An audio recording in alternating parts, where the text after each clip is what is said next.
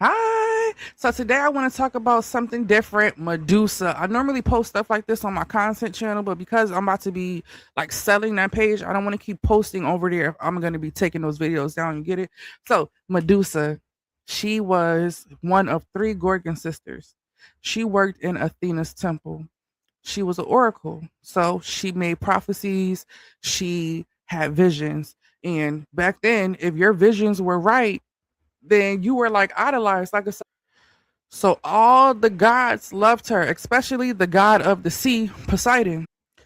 Poseidon was one of 12 Olympians in the ancient Greek religion, the god of sea, earthquakes. So they called him, his nickname was the husband of the earth, the lord of the earth, right?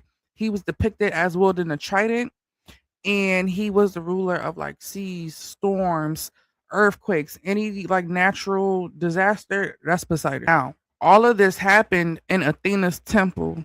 Athena is the ancient Greek goddess of wisdom, warfare, crafts, revered patrons of the city of Athens. So, like, she was the queen of her city, you know, right?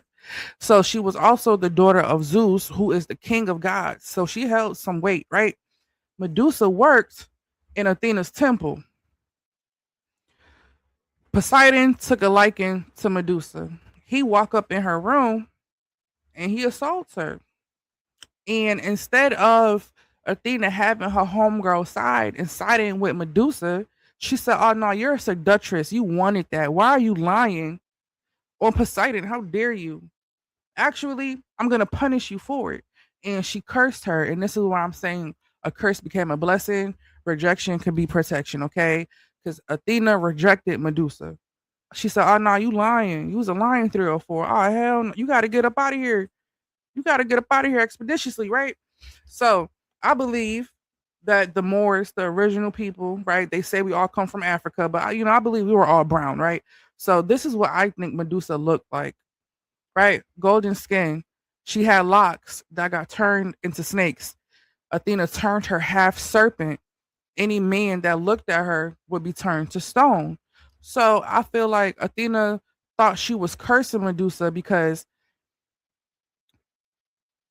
I think you're lying about being assaulted. I think you wanted it actually. Since you want to be a 304, right? Any man I get close to you, he's getting bit by the snakes.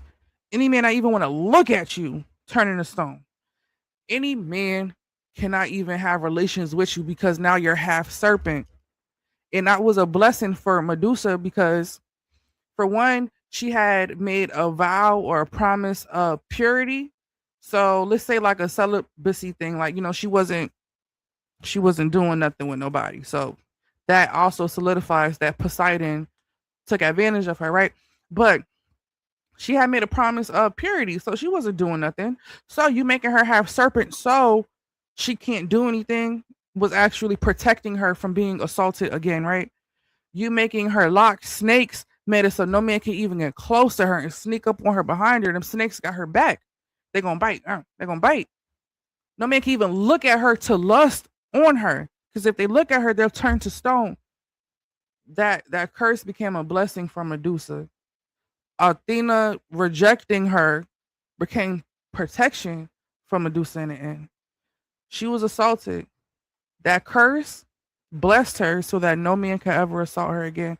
I don't know if y'all have ever seen anybody with a tattoo of Medusa. That's supposed to be like a symbol for somebody that was assaulted and survived it and made it through.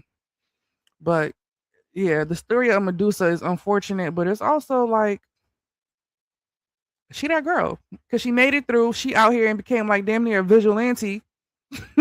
So a lot of people they fear Medusa. I don't think she's anybody to fear. She was done wrong, kind of like Maleficent. Y'all know the story of Maleficent.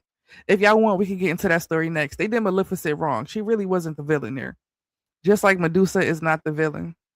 But we've seen that story time and time again.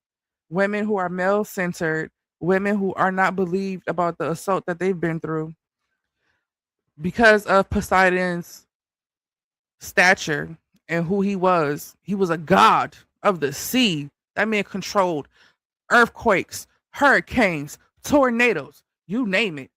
How dare you question him? He is the father of the land. Lord of the earth. That's what they called him.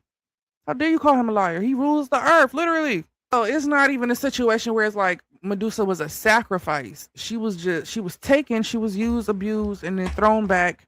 Poseidon allowed her to be lied on, to be cursed. Did Poseidon ever get his get back? No. And another fact that I think is super unfortunate is eventually she was taken out by a hero. Perseus. She was taken out. This man used her reflection in a polished shield, held up the shield to avoid being turned into stone, because if Medusa looked at him, he was going to be turned into stone. So he used Medusa's reflection against her. So in the end, her curse ended her.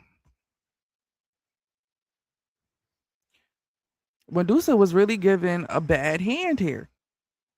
She's assaulted, a woman curses her and blames her for her assault, and in the end, a man takes her out, and he's called the hero. Ain't that sad? That is so sad. I think should I do like a trail of villains who are actually like victims? Idea just popped up in my head. Was some of y'all, because I know not all of y'all. I know some of y'all gonna hop in the comments like, nobody asked for this, shut up. But for the ones who are interested in this, I think I'm going to do a series. He like his hoes meat. He like his hoes sleep, real discreet and petite. But you can't get shit cause you ain't cried on the creek.